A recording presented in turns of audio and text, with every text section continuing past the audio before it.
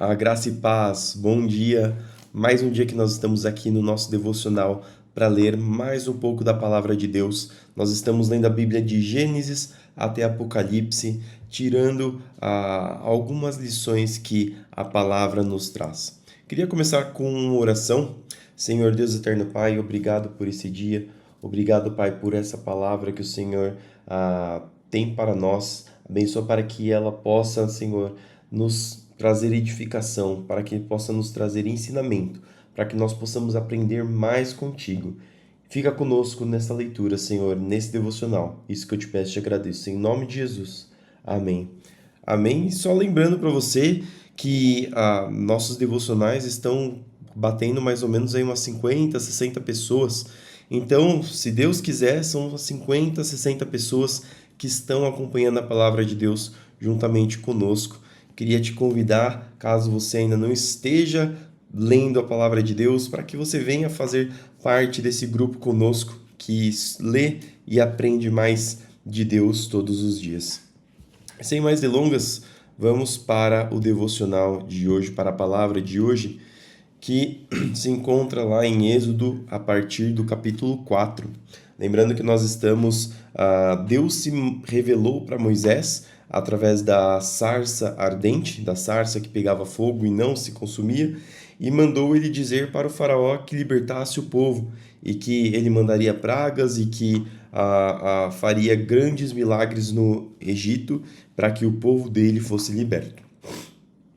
E a palavra de Deus diz o seguinte: Moisés respondeu: Mas e se não acreditarem em mim ou não quiserem me ouvir? E se disserem: O Senhor nunca lhe apareceu?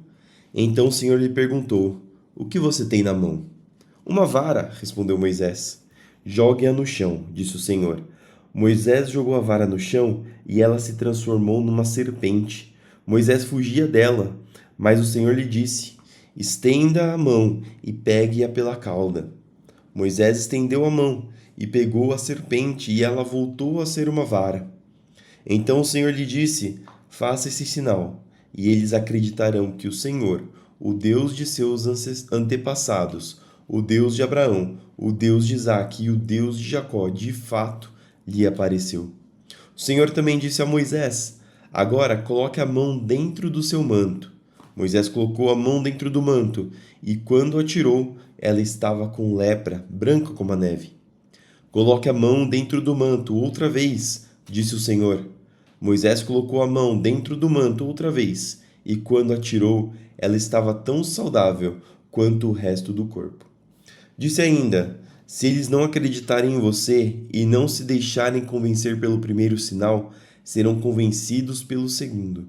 E se não acreditarem em você, nem o ouvirem depois desses dois sinais, tire um pouco de água do rio Nilo e derrame sobre a terra seca. Quando fizer, a água do Nilo se transformará em sangue na terra. Moisés, porém, disse ao Senhor: Ó Senhor, não tenho facilidade para falar. Tem alguns estudiosos que dizem que talvez essa dificuldade de fala de Moisés fosse alguma gagueira, talvez por conta de sua mãe ter tampado o seu choro quando ele era criança, para que os egípcios não o matassem. E olha que interessante, Moisés, mesmo com sua fraqueza, foi escolhido pelo Senhor por uma tarefa tão importante.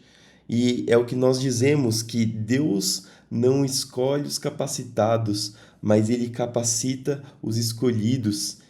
Ele escolhe as coisas loucas desse mundo para confundir as sábias.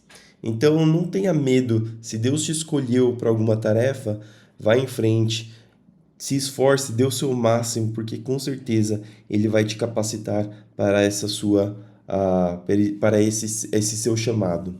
Ó Senhor, não tenho facilidade para falar, nem antes, nem agora que falaste com teu servo. Não consigo me expressar e me atrapalho com as palavras. O Senhor perguntou a Moisés: Quem forma a boca do ser humano? Quem torna o homem mudo ou surdo? Quem o torna cego ou o faz ver? Por acaso não sou eu o Senhor? Agora vá, eu estarei com você quando falar e o instruirei a respeito do que deves dizer. Por favor, Senhor, suplicou Moisés, envia qualquer outra pessoa. Então o Senhor se irou com Moisés e lhe disse: E quanto a seu irmão Arão, o levita? Sei que ele fala bem.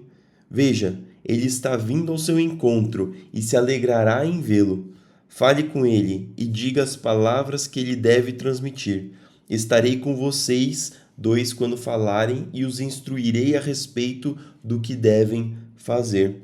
E aqui já é o comecinho mostrando que nós como igreja somos importantes, porque quando existe alguém que tem alguma limitação, alguma fraqueza, existe outra pessoa que pode auxiliar nessa fraqueza. E nós como igreja, nós como um corpo, alguns sendo pés, podendo caminhar ao longe, outros sendo mãos e podendo pegar, podendo tocar, podendo fazer coisas habilidosas. Assim nós conseguimos fazer com que o corpo de Cristo faça coisas incríveis aqui nessa terra. Verso 16: Arão falará por você diante do povo. Ele será seu porta-voz, e você será como Deus para ele. Leve com você a vara e use-a para realizar os sinais que eu lhe mostrarei. Moisés voltou para a casa de Jetro, seu sogro, e lhe disse: Por favor, permita-me voltar ao Egito para procurar meus parentes. Nem sei se ainda vivem. Vá em paz, respondeu Jetro. Antes de Moisés partir de Midian, o Senhor lhe disse: Volte ao Egito, pois todos que queriam matá-lo já morreram. Então Moisés tomou sua mulher e seus filhos, montou-os num jumento e voltou para a terra do Egito. Levava na mão a vara de Deus. O Senhor disse a Moisés: Quando chegar ao Egito, apresente-se ao Faraó e faça todos os milagres para os quais eu o capacitei.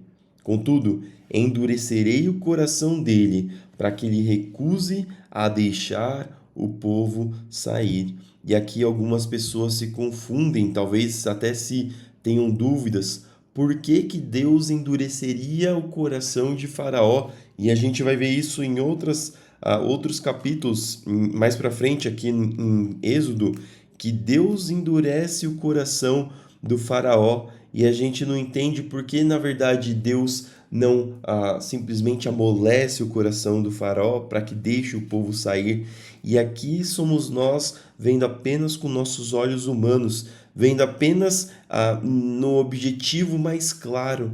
Mas mais para frente nós vamos ver que o objetivo não era simplesmente Deus fazer o povo sair do Egito, mas sim o povo conhecer o Deus que estava se revelando, o Deus que era capaz de enviar pragas, o Deus que era capaz de fazer milagres e maravilhas, o Deus que era capaz de abrir o mar, como nós vamos ver mais para frente. E assim como o povo estava vendo Deus a quem estavam seguindo, os povos que talvez eram inimigos do povo de Israel, estavam vendo Deus que fazia milagres por aquele povo, e iam temer aquele povo. Então era uma forma de se mostrar para o povo e ao mesmo tempo uma forma de proteger o povo. Verso 22. Você dirá ao faraó: Assim diz o Senhor: Israel é meu filho mais velho. Ordenei que você deixasse meu filho sair para me adorar. Mas, uma vez que você se recusou, matarei seu filho mais velho. No caminho para o Egito, no lugar onde Moisés e sua família haviam parado a fim de passar a noite, o Senhor o confrontou e estava prestes a matá-lo. Mas Zípora pegou com uma faca de pedra e circuncidou seu filho. Com o prepúcio, tocou os pés de Moisés e lhe disse: Agora você é para mim um marido de sangue. Quando disse um marido de sangue, estava se referindo à circuncisão. Depois disso, o Senhor deixou Moisés. O Senhor tinha dito a Arão: Vá ao deserto, ao encontro de Moisés. Arão foi, encontrou Moisés no monte de Deus e o saudou com um beijo. Moisés contou a Arão tudo o que o Senhor havia ordenado que ele dissesse e falou também sobre os sinais que deveria realizar. Então Moisés e Arão voltaram ao Egito e convocaram uma reunião com todos os líderes de Israel. Arão lhes comunicou tudo o que o Senhor tinha dito a Moisés, que realizou os sinais diante deles. O povo de Israel se convenceu de que o Senhor tinha enviado Moisés e Arão. Quando ouviram que o Senhor se preocupava com eles e tinha visto seu sofrimento, prostraram-se e o adoraram. Depois disso, Moisés e Arão foram ver o Faraó e declararam: Assim diz o Senhor, o Deus de Israel: Deixe meu povo sair para celebrar uma festa em minha honra no deserto. Quem é o Senhor? Retrucou o Faraó. Por que devo dar ouvidos a ele e deixar Israel sair? Não conheço o Senhor e não deixarei Israel sair. Então Arão e Moisés disseram: O Deus dos Hebreus se encontrou conosco.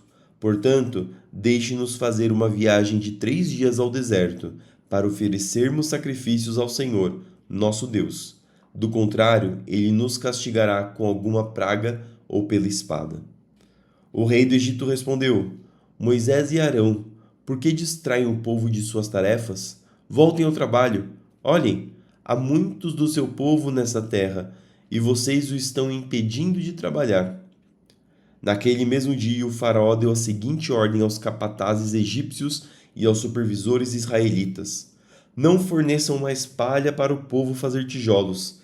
De agora em diante, eles mesmos devem juntá-la. No entanto, continuem a exigir que produzam a mesma quantidade de tijolos que antes. Não reduzam a cota. Eles são preguiçosos e por isso clamam: Deixe-nos sair para sacrificar ao nosso Deus. Aumentem a carga de trabalho deles e cobrem o cumprimento das tarefas. Isso os ensinará a não dar ouvidos a mentiras. Os capatazes e supervisores saíram e informaram o povo: Assim diz o Faraó: Vocês não receberão mais palha. Saiam e juntem-na onde puderem encontrá-la. No entanto, continuarão a produzir a mesma quantidade de tijolos que antes. Então o povo se espalhou por toda a terra do Egito para juntar a palha que sobrava das colheitas. Enquanto isso, os capatazes egípcios continuavam a pressioná-los: Completem sua cota diária de tijolos, como faziam quando nós lhes fornecíamos palhas. E açoitavam os supervisores israelitas que haviam sido encarregados das equipes de trabalhadores.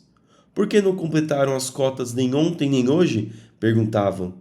Então os supervisores israelitas foram suplicar ao faraó: Por favor, não trate seus servos deste modo. Não recebemos palha, mas os capatazes continuam a exigir: Façam tijolos. Somos açoitados constantemente, mas a culpa é do seu próprio povo. O faraó, porém, gritou: Vocês são preguiçosos, preguiçosos. Por isso andam dizendo: Deixe-nos sair para oferecer sacrifícios ao Senhor. Voltem agora mesmo ao trabalho. Não receberão palha, mas terão que produzir a mesma cota de tijolos. Quando os supervisores israelitas ouviram: Vocês não poderão reduzir a quantidade de tijolos produzidos por dia, perceberam que estavam em sérios apuros. Ao sair do palácio do faraó, encontraram Moisés e Arão, que os esperavam do lado de fora. Eles disseram aos 2 irmãos: O Senhor os julgue e os castigue por terem feito o faraó e seus oficiais nos odiarem. Vocês colocaram uma espada na mão deles e lhes deram uma desculpa para nos matar. E aqui que situação que Moisés e Arão estavam. Mas tudo isso era plano de Deus.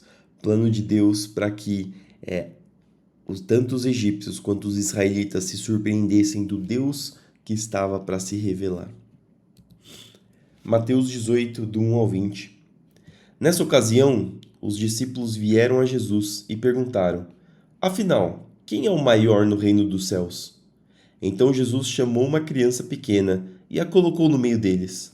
Em seguida disse: Eu lhes digo a verdade, a menos que vocês se convirtam e se tornem como crianças, jamais entrarão no reino dos céus. Quem se torna humilde como esta criança é o maior no reino dos céus. E quem recebe uma criança como esta, em meu nome recebe a mim. Mas se alguém fizer cair em pecado um desses pequeninos que em mim confiam, teria sido melhor ter amarrado uma grande pedra de moinho ao pescoço e se afogado nas profundezas do mar. Quanto sofrimento haverá no mundo por causa das tentações para o pecado?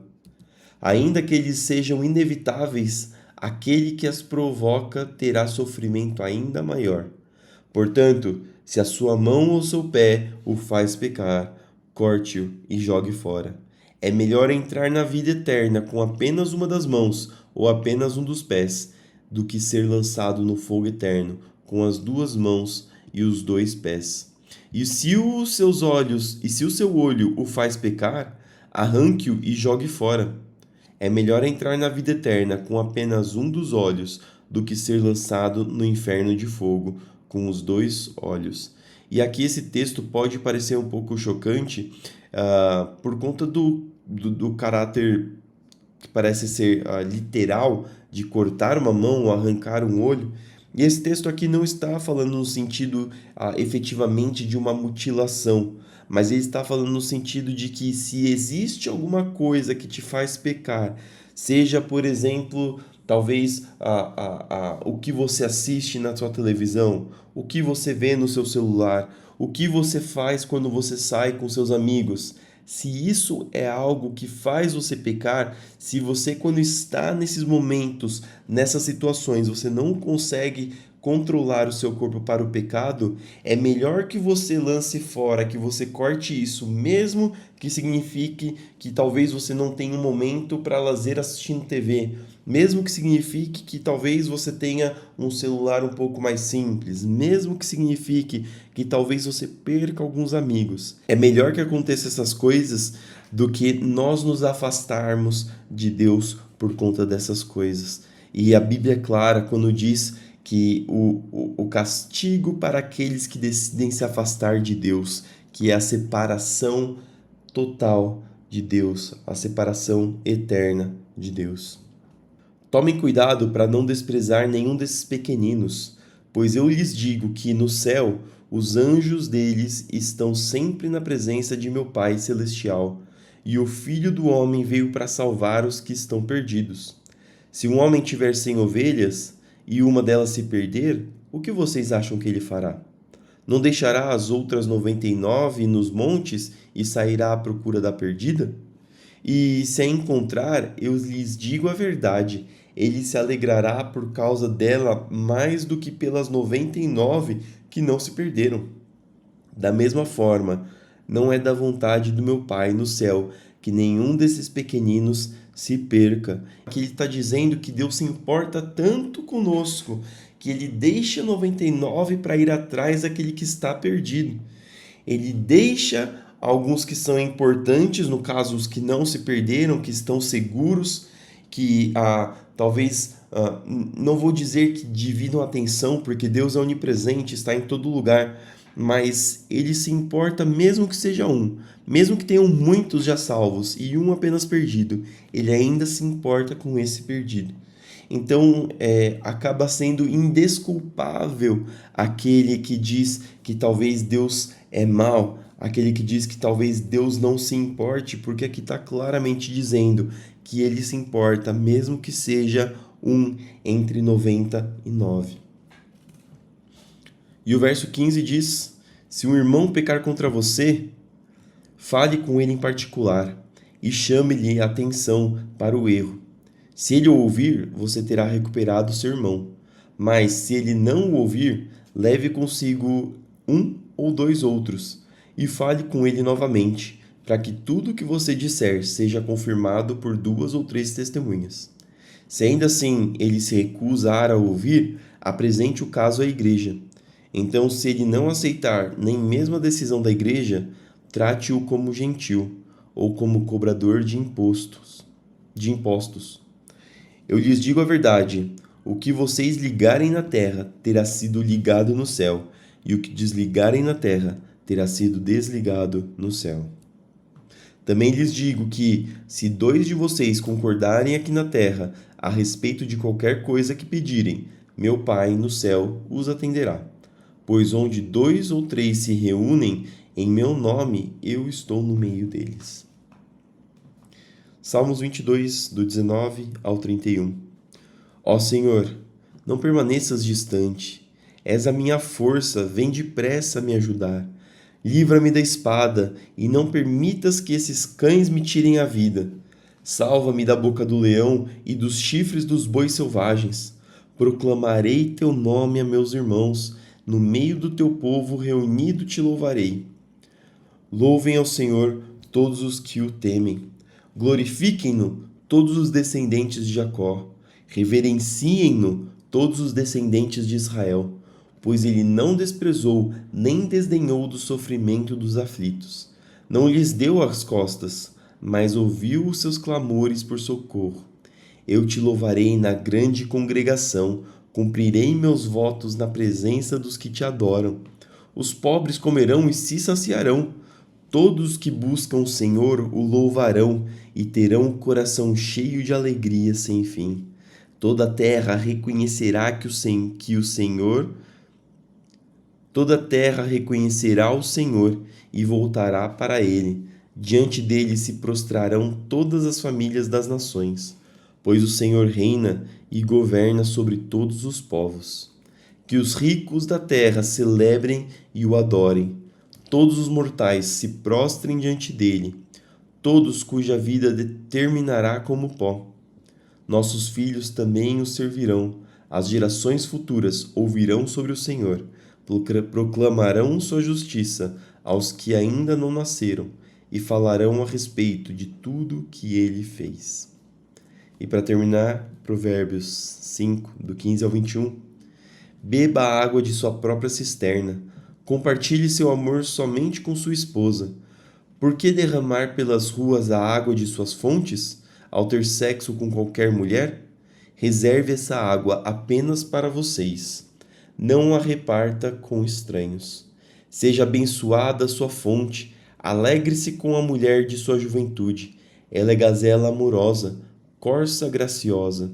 Que os seios de seu esposo satisfaçam sempre, e você seja cativado por seu amor todo o tempo. Por que, meu filho, se deixar cativar pela mulher imoral? Ou acariciar os seios de uma promíscua? Pois o Senhor vê com clareza o que o homem faz, e examina todos os seus caminhos. Amém. Essa era a palavra que nós tínhamos para hoje. Espero que essas palavras entrem no seu coração, que elas façam morada e que elas possam se tornar ações nas nossas vidas, para que elas não sejam apenas palavras na nossa mente e nosso coração, mas que nós possamos praticá-las para efetivamente receber aquilo que Deus tem para nós. Vamos fazer uma oração para terminar. Senhor, obrigado por mais esse dia. Obrigado, Senhor, por mais essas palavras. Obrigado, Senhor, porque o Senhor é bom. Ajuda-nos a compreender a sua vontade e o teu querer para as nossas vidas. Senhor, abençoa para que nós possamos ter um dia bom, para que nós possamos ter, Senhor, um dia de trabalho, um dia de estudo, um dia de afazeres nos nossos lares, aonde quer que nós estejamos, para que todas as nossas ações sejam para a tua glória, para que as pessoas possam ver a tua glória refletida em nossas vidas e venham se aproximar, se achegar e te glorificar, Senhor.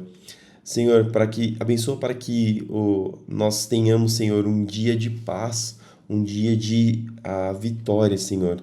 Abençoa os que estão enfermos, os que estão doentes, abençoa aqueles que estão nos hospitais, abençoa aqueles que estão, Senhor, com causa na justiça, abençoa aqueles, Senhor, que estão deprimidos, aqueles que estão angustiados, para que a sua forte mão esteja com o seu povo, trazendo alívio e descanso, Senhor, refrigério para a nossa alma. Senhor, fica conosco mais esse dia e que o seu nome seja glorificado por todo o seu povo em toda a face da terra. É isso que nós te pedimos e te agradecemos em nome de Jesus. Amém.